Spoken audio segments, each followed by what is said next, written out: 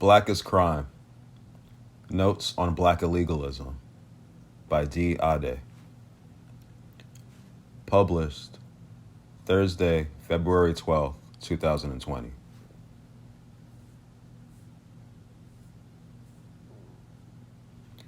As long as I'm alive, I'ma live illegal. And once I get on, I'ma put on all my people. Prodigy. The fugitive nature of blackness, the inherent outlawing of our bodies by the state, and our positionality as being already outside of the law, gives rise to a Blaqillegalism, where extralegal activities to further our survival are foregrounded. Anarchata, a statement.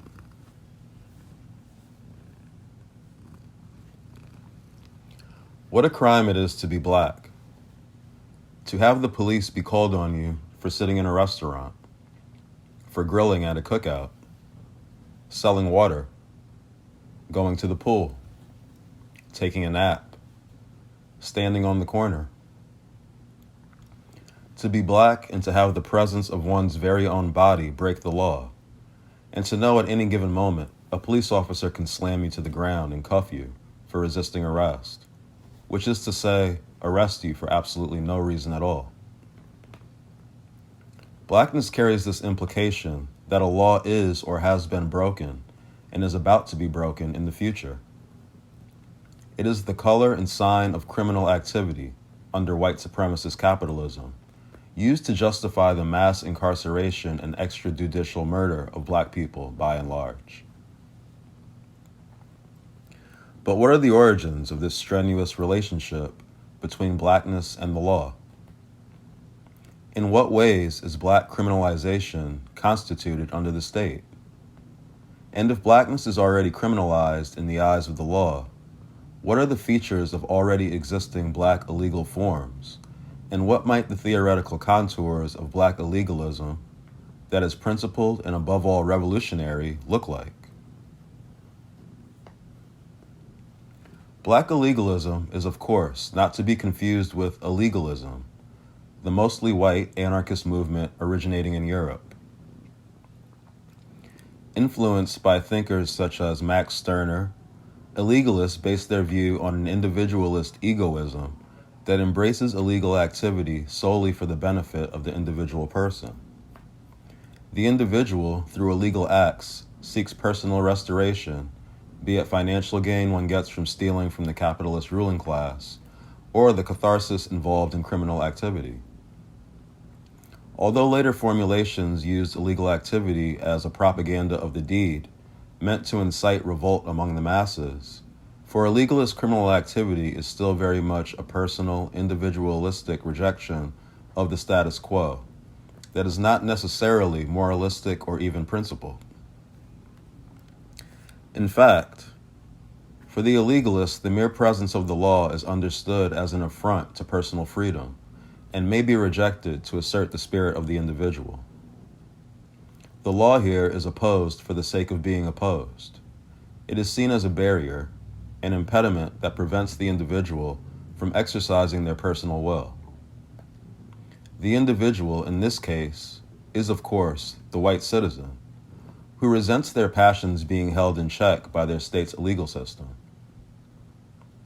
White illegalists contest the law's authority to place limits on their personal freedom, and if the concept of personal freedom in the West has always roughly translated into white freedom, the illegalist pursuit of individual liberties is an exercise in pushing white privilege to its limits.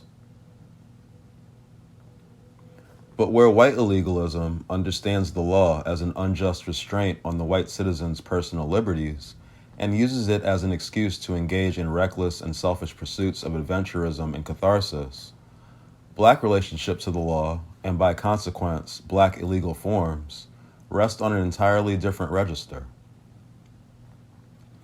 The difference is where the white citizen might experience the law as a mere nuisance, keeping them from doing what they want to do. The black person experiences the law as an absolute violence on their very being, is fully impaled by the legal system, and is always already marked as the criminal element that enables the law's possibility. This is because black life itself is constituted by illegality, and we can attribute this to transatlantic slavery. In the colonial Americas, black people first appear within the law not as subjects or citizens, but as objects, managed through the legal code of slavery. Slave codes became necessary in a context where civil law failed to stick to or be applicable to chattel. It required new kinds of legislation in order to manage those beings who were considered property, and essentially substituted civil law with a form of property law. The slave codes were the collection of regulations each colonial power put forward to rule enslaved Africans in their respective colonies. There were slave codes in British Caribbean, including Barbados and Jamaica. The infamous Code de Noir was a collection of slave codes established in the French West Indies, Saint-Domingue, modern-day Haiti, French Guiana, and Louisiana. The Spanish had their own set of slave codes established in Central and South America. Later, the United States kept and modified existing slave codes while enacting new ones. Every place where enslaved Africans were brought had its own laws regarding slavery.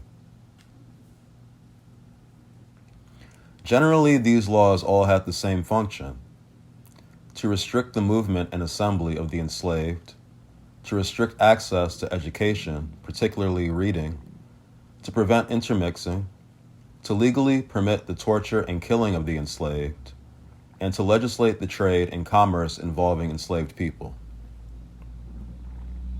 Slavery was not only the law, but was the legal precedent for dealing with blackness.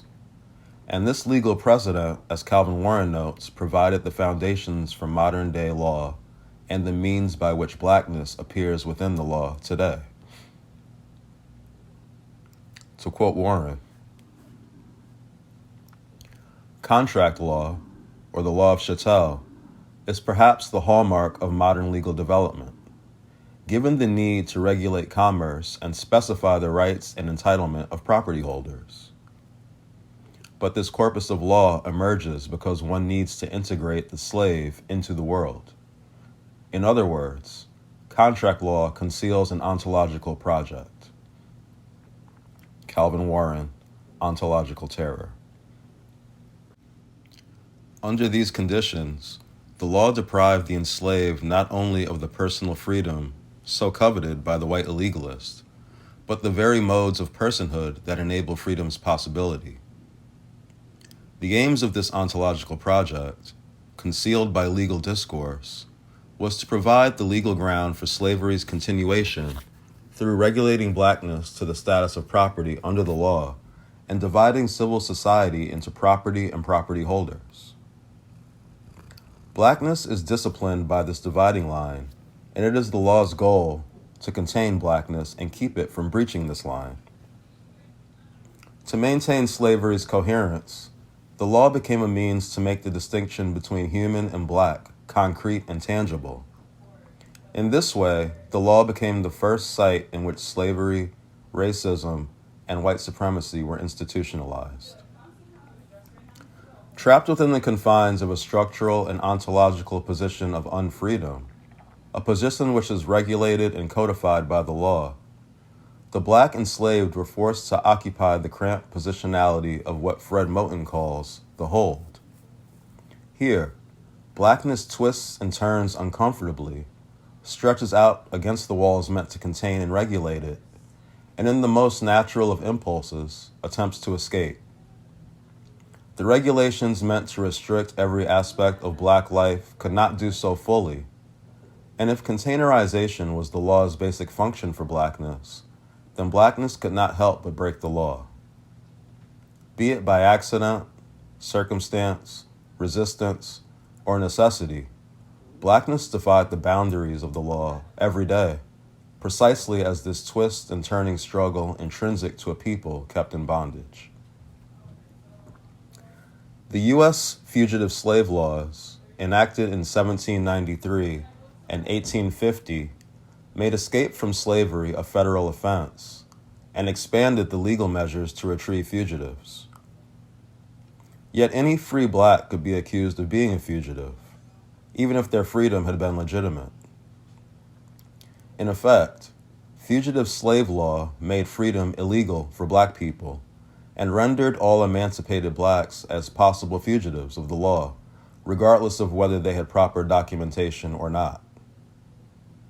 To borrow a Tina Campt quote from Another Life is Possible, Black Fugitivity and Enclosed Places by Damian M. Sojourner, the concept of fugitivity highlights the tension between the acts or flights of escape and creative practices of refusal, nimble and strategic practices that undermine the category of the dominant. End quote. Fugitivity is the tendency or quality of blackness to flee, subvert, or evade the reaches of capture and breach the thresholds of state containment. Fugitivity, this defining struggle of blackness to perpetually escape and refuse the terms of enclosure and domination imposed by colonialism and white supremacist capitalism, finds in the law its most concrete analogy. To be a fugitive in the most basic sense was to engage in an act of flight from the law. But these acts of flight were not just singular moments of resistance, but also features inherent to blackness. Fugitivity is useful for our analysis here because it provides a theoretical framework for examining both the ways in which black illegal forms emerge as acts of flight and the means by which blackness is in turn and is perpetually criminalized by the state. Illegality as an ontological feature of blackness.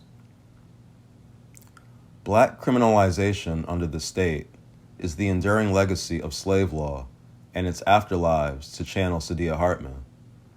Sometime during the history of enslavement, this refusal that marked the fugitivity of black life and survival in the hold became collapsed into the racialization of black people and was read by the state as a disposition toward criminality.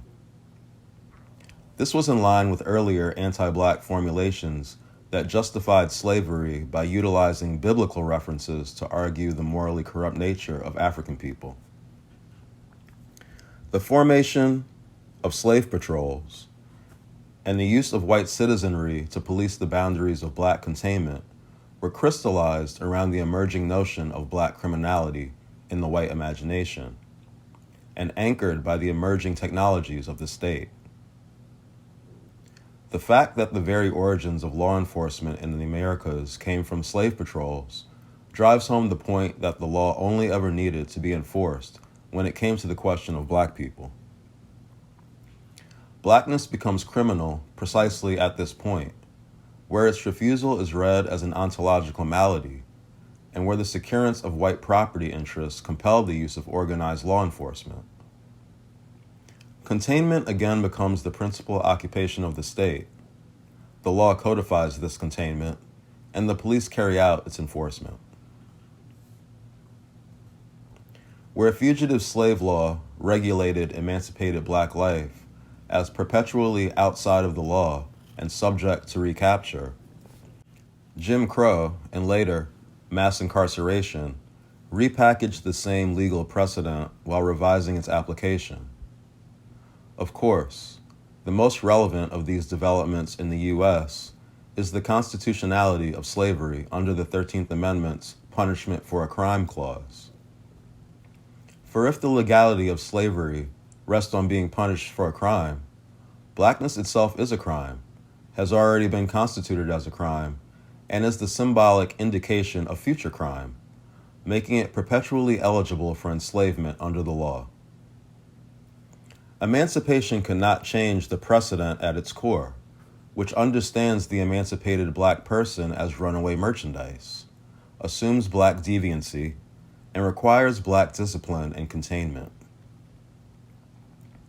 Today, the law underwrites all instances of police brutality, mass incarceration, and the extrajudicial killing of black people. Law and order is a synonym for waging state violence against black people. Likewise, the positionality of blackness makes it almost impossible to appeal to the law as a form of justice or legal restitution. Countless examples of failed attempts at justice through legal channels confirm that Black injury cannot be seen by the justice system and does not register as injury in the eyes of the law. In fact, to deliver justice to Black people is actually counterintuitive to the project of the law, which is always the containment of Blackness. As Calvin Warren explains, the law recognizes the Black only in its destruction, and this destruction is required for legal intelligibility. Thus, something like Black redress is outside of the law's jurisdiction, to the extent that the aim of redress is restorative, and restoring Black being is not only impossible, but antithetical to the law's aim. Calvin Warren, Ontological Terror. Two Black revolutionary formations become important to analyze here for their markedly different approaches to the law and its relevance to Black struggle. The early years of the Black Panther Party saw the law as a tool that could be used to push Black revolution forward. The first armed demonstrations organized by the party constantly referenced the Second Amendment right to bear arms. New members of the party were encouraged to read Mao's Red Book and the United States Constitution. Huey P. Newton personally studied the law fervently, and for all of the loud and bombastic declarations made at armed demonstrations, a great effort was made to keep them squarely within the bounds of the law. What the party may or may not have foreseen is that when the law could not perform its function to contain and regulate Blackness, the law could be changed. Months after the 1967 Panther demonstration at the California Capitol, the Mulford Act was passed effectively, banning the open carry of loaded weapons.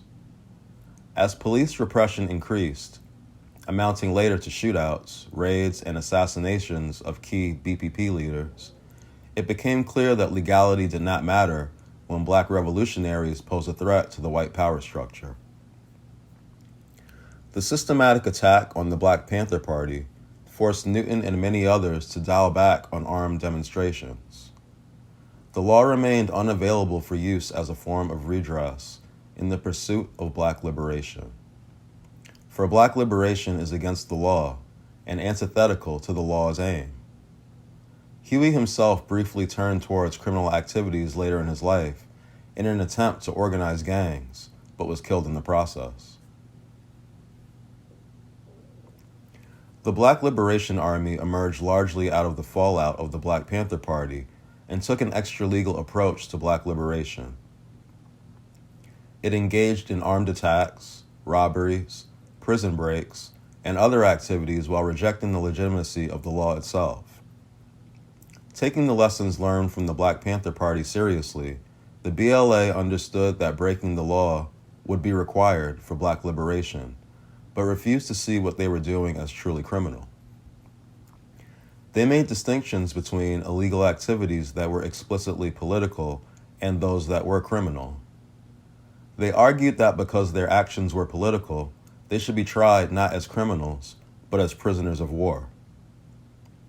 When Black Liberation Army members were tried in court for crimes such as domestic terrorism, they famously rejected the legitimacy of U.S. courts, maintaining that the court lacked the moral authority to do so. Kwesi Balagoon, in his trial statement, said boldly, "I am a prisoner of war, and I reject the crap about me being a defendant, and I do not recognize the legitimacy of this court. The term defendant applies to someone involved in a criminal matter, in an internal search for guilt or innocence." End quote. The BLA's refusal both recognized the court as an illegitimate colonizing institution and rejected the terms in which Black radical activity is marked as criminal. Instead, BLA members reframed their activity as existing outside of the jurisdiction of the law and requiring different legal machinery. The BLA members appealed not to U.S. law, but international law pertaining to the treatment of prisoners of war. In his essay, The Vengeance of Vertigo, Frank Wilderson had this to say about Balagoon's statement. Quote, "Its deepest insight is the conclusion that it reaches that the law is white, coupled with the inference that Balagoon was guilty prior to the Brinks expropriation.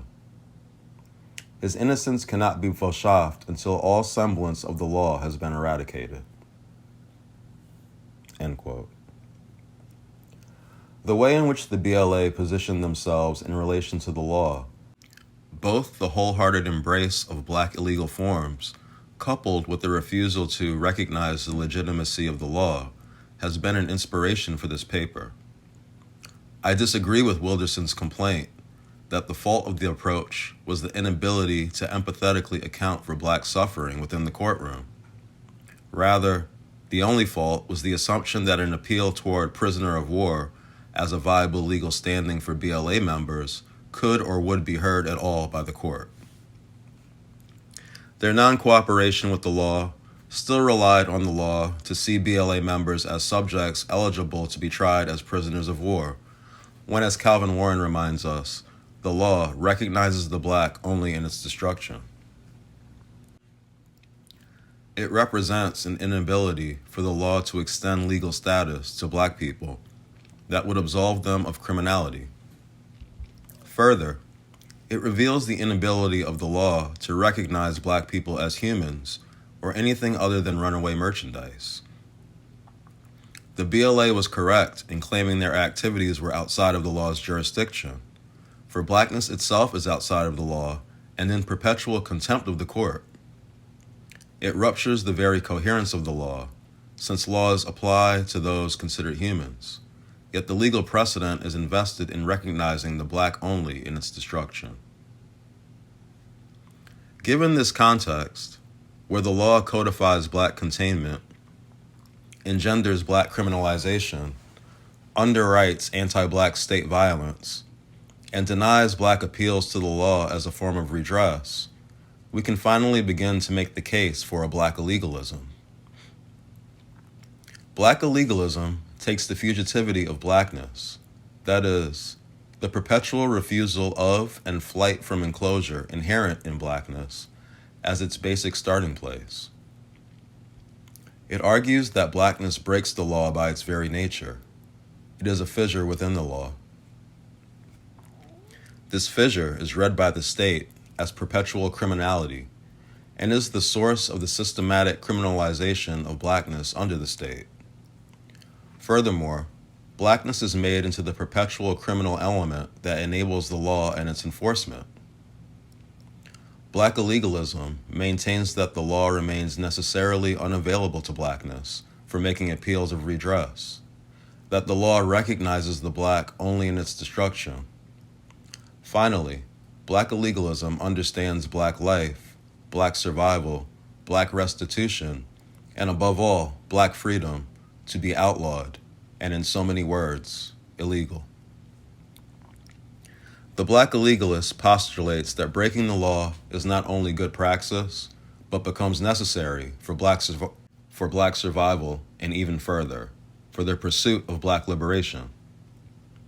If the law's main function is to discipline and codify the state containment of blackness, then breaking the law becomes an act of flight from the enclosure that the law engenders, and is thus a fugitive act.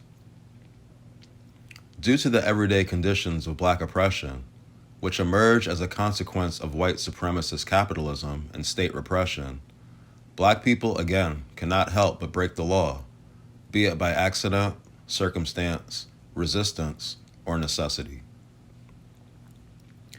Fugitive acts occur always in response to these conditions and are compounded by the criminalization that already marks blackness.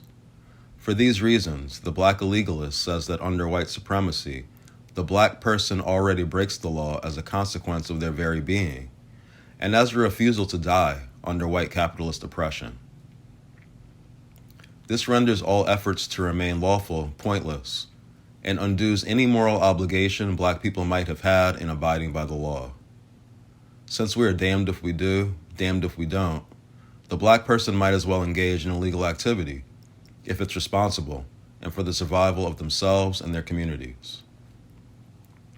Of course, on the ground, black people have already arrived at this conclusion. There are a great variety of illegal activities that are already employed by black people every day. Of these, only some constitute a black illegalist praxis, while others don't. A black illegalist position generally embraces both small and large-scale illegal activity pointed in the direction of black collective survival and black liberation, and is critical of illegal forms that are ultimately detrimental to that project. Here, we will examine and reclaim the black illegal forms that would fall under a black illegalist praxis. Theft. Under white supremacist capitalism, all theft by black people that targets white individuals, institutions, and businesses are reparations. This includes shoplifting, petty theft, burglary, looting, expropriation, grand larceny, scamming, embezzlement, piracy, and fraud. Colloquially called swiping in the black community, these acts have always been practiced and for some have been a viable means of survival.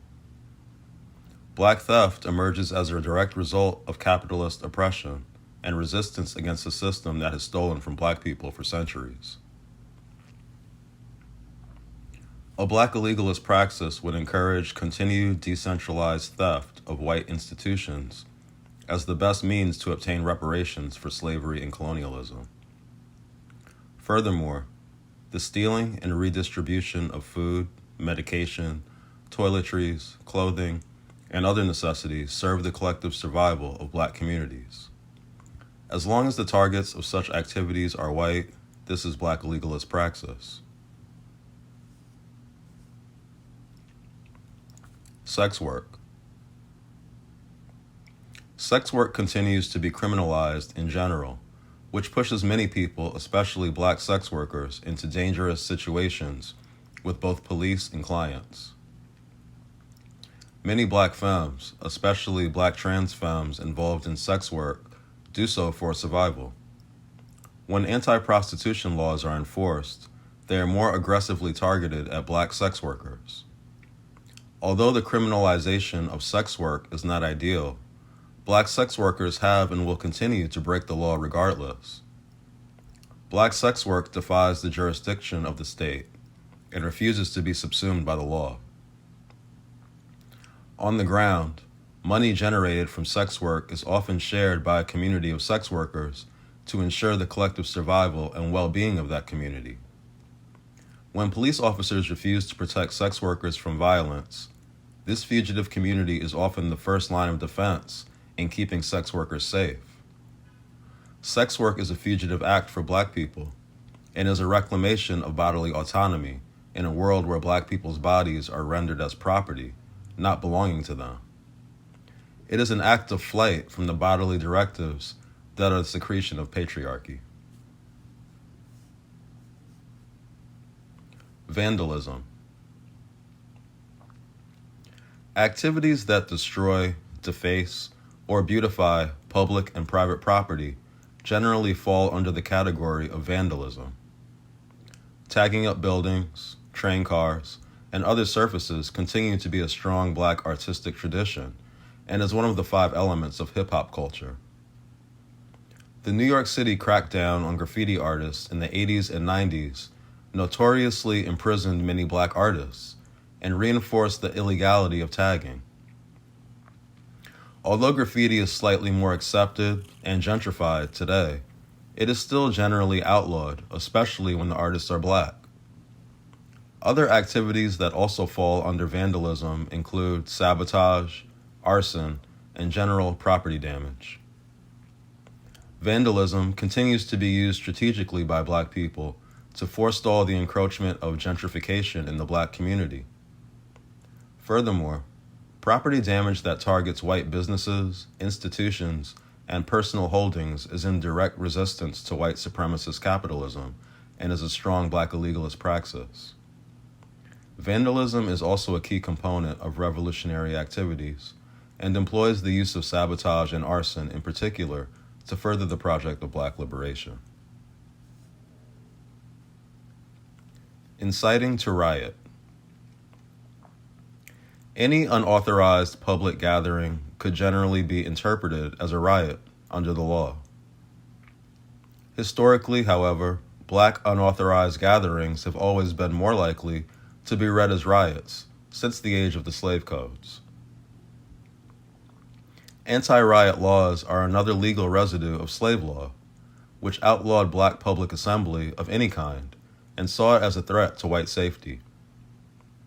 Over the course of racial history, and as consistent Black revolts ensued, legal precedents adopted from slave law became codified in the language surrounding rioting and inciting to riot. Black people have been breaking this law since we have arrived in the Americas, as both a feature of Black social life and as moments of Black uprising. From the countless uprisings during and after slavery, the race riots of 1919, the 1943 Detroit riots, the 1965 Watts riots, 1968 race riots, the 1969 Stonewall Uprising, the 1992 LA riots, to the contemporary uprisings in Ferguson and Baltimore, rioting fits squarely within the Black radical tradition and is a part of Black legalist praxis. Treason. Treason is legally defined as any activity that is an act of war against the state, seeks to destroy the state, overthrow the state, or collude with its enemies. These include espionage, sabotage, and some forms of terrorism. Black revolutionary activities that seek the elimination of the white supremacist state as a requirement for Black liberation are marked as acts of treason by the law. If the state is the principal instrument of anti-Black oppression, which props up white supremacy and facilitates colonialism and imperialism, then it is the state who has already waged war on Black people. Similar to the BLA, a Blaqillegalist praxis rejects the legitimacy of the white court of law in its entirety and recognizes it as an extension of the state's undeclared war on Blackness. Black people tend to fight for their liberation, and fighting for liberation means fighting to destroy the state that oppresses us and subjects us to super-exploitation. Black revolutionary activity breaks the law by definition. Those criminal activities that do not lend themselves to Black liberation or survival would not constitute a Blaqillegalist praxis and would be considered counter-revolutionary. Although these still might be understood as fugitive, insofar as they are still acts of flight from the law and possess a quality of refusal that is innate to Blackness, the refusal does not present itself as a gesture towards freedom. Criminal activity that steals from poor and working-class Black people, murders indiscriminately, peddles self-destructive drugs into the community, engages in domestic violence, assault, rape, and other violence, especially against femmes and LGBTQIA people, do direct harm to Black people and cannot be said to be Blaqillegalist. Much of this activity invites increased police repression in Black communities, foster unsafe environments for Black people, and is generally never for the collective well-being of Black people on the ground. A Blaqillegalist position must remain critical of counter-revolutionary Black illegal forms, which very often are encouraged by the state because they destroy the social fabric of Black communities and make them easier to police and contain. This is a distinct turn away from the individualist line of white illegalism, which makes no distinctions between revolutionary and counter-revolutionary illegal acts, and puts emphasis on personal freedom. Where the centrality of the individual drives the actions of the white illegalist, the Black illegalist is driven by the pursuit of collective freedom for Black people everywhere, and locates individual illegal activity as grounded within the collective struggle for Black liberation.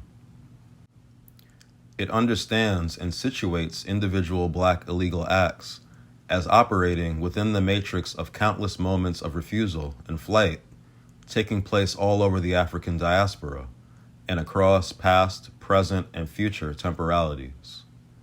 For the Black illegalist, no illegal activity we engage in occurs in isolation and is intimately connected with our local and global contexts as well as our history, immediate present, and Afrofuture.